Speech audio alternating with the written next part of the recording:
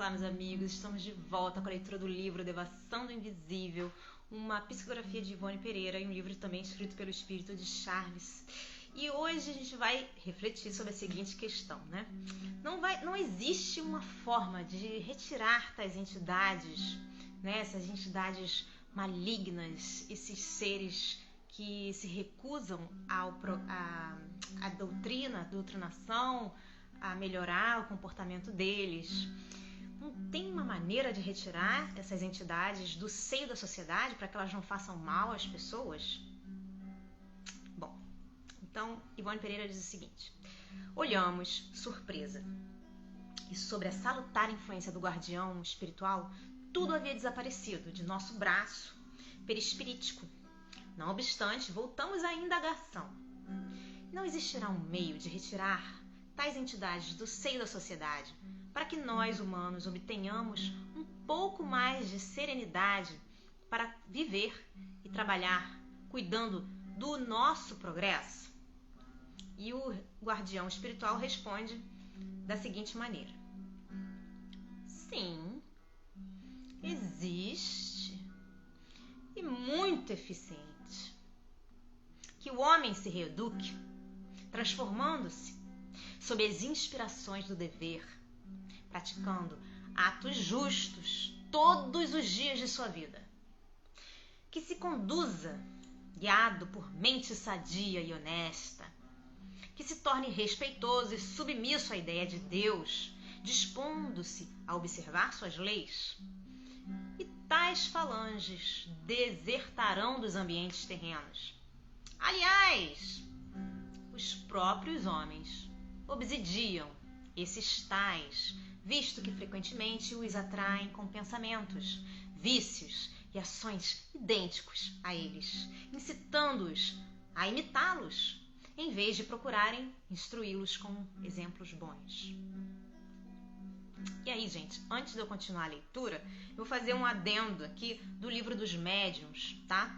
No qual a gente tem a seguinte frase: consideremos agora o estado moral do nosso globo, planeta Terra, e compreenderemos qual o gênero de espíritos que deve predominar entre os errantes, entre esses espíritos errantes. Que tipo de espíritos predominam aqui no globo terrestre? O que você acha? Reflita. Se tomarmos cada povo em particular, poderemos julgar pelo caráter dominante dos habitantes, por suas preocupações, seus sentimentos mais ou menos humanitários, as ordens de espíritos que aí se encontram. O que você acha? Qual é o tipo de espírito que predomina na sua casa, na sua família, na sua vizinhança, na sua cidade? Será que são espíritos de ordem elevada? Será que são espíritos de baixa ordem? Espíritos, obscuros? O que você acha? Reflita. Qual o predominante no seu país, na sua cidade, no seu estado? O que você acha? Bom, e aí Ivone Pereira pergunta o seguinte: não poderíamos doutriná-los? A doutrina significa ajudar esses espíritos a saírem das trevas. E aí o espírito guardião pergunta: doutriná-los? A quem? Quem que você quer doutrinar? E aí Ivone Pereira responde: aos obsessores, aos espíritos obsessores.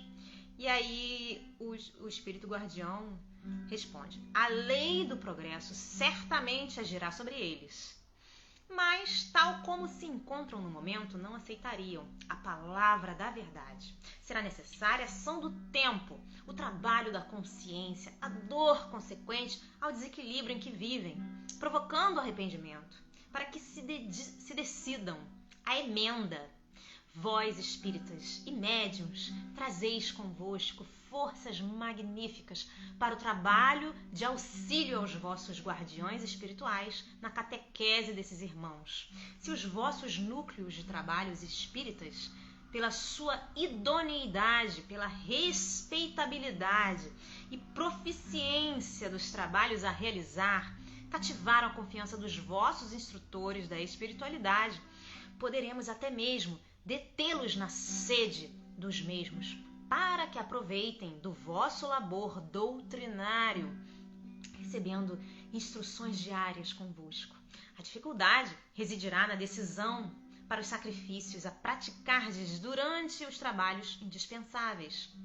Sacrifícios que implicarão grandes séries de renúncias, devotamento incansável, renovação diária do vosso próprio caráter, que deverá, tanto quanto possível, elevar-se à altura do discípulo da revelação, que exige dos seus adeptos uma extensão de vistas ou princípios verdadeiramente heróica.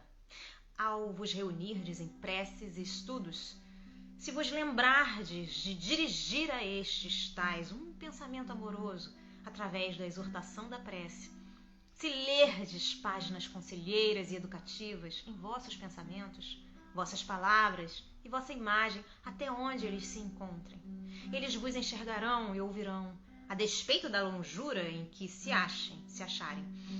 Se pelos predicados, já por vós adquiridos, suportardes a responsabilidade da sua presença, poderemos até mesmo trazê-los momentaneamente para junto de vós, pois vossas virtudes serão poderosos estimulantes para a reação que necessitam aplicar a si próprios, visando a se recuperarem para o arrependimento, ainda que contra a própria vontade serão obrigados a vos ver e ouvir, pois este fenômeno está na lei natural. É tão normal e comum como as chuvas caírem no verão, as quais alegrarão a alguns e aborrecerão a outros, mas que todos terão de suportar, porque se trata de um fato natural, inevitável.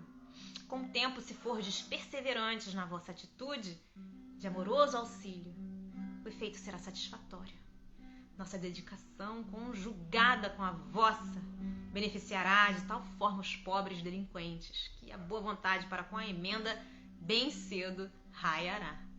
Nova encarnação se delineará para eles, oferecendo-lhes o meio mais rápido de expurgos conscienciais, e daí para o futuro não será tão difícil a caminhada, a regeneração total. E aí Ivone Pereira faz mais uma perguntinha, que é a seguinte: podereis explicar-nos agora qual a razão pela qual alguns irmãos desencarnados passam às vezes séculos, supondo-se vivos, ou antes habitantes ainda da Terra, num mundo carnal, num corpo carnal, pensam que estão num corpo carnal, onde reside o mecanismo de tal fenômeno? Onde?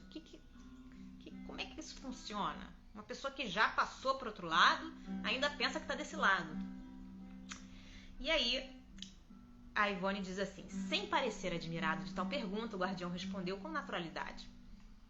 Em primeiro lugar, o fato ocorre porque suas ideias quanto ao mundo espiritual eram bem diferentes daquilo que os cerca após a morte, ao passo que se sentem mais vivos, mais vibráteis do que nunca se sentiram quando estavam em forma humana, né, no corpo carnal.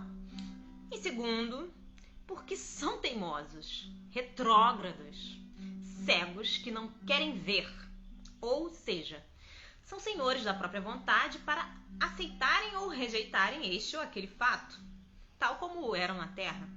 Não obstante, existem causas múltiplas no mecanismo que inventastes para complicar o acontecimento, ou o ensinamento que os códigos da revelação espírita já ofereceram aos atentos. No caso do infeliz, atirado ao poço repleto de víboras, houve o traumatismo moral, mental além do físico, antecedendo a chamada morte. O supliciado sentiu tal horror ao acontecido. E entre parênteses, no Oriente era comum tal gênero de suplício para os grandes criminosos.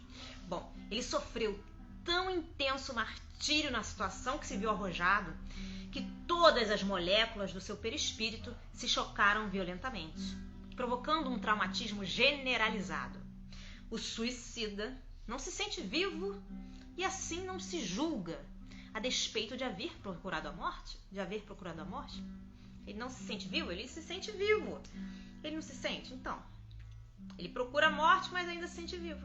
Aliás, no caso, houve também o despertar da consciência delituosa. Ele reviu em retrospecto, como em Pesadelo, o crime por ele mesmo cometido no pretérito, no passado, contra certa personalidade de quem desejou desfazer-se.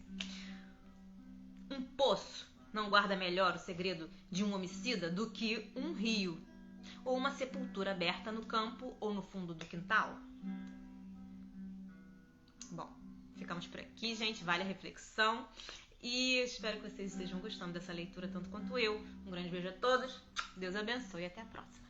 Tchau, tchau.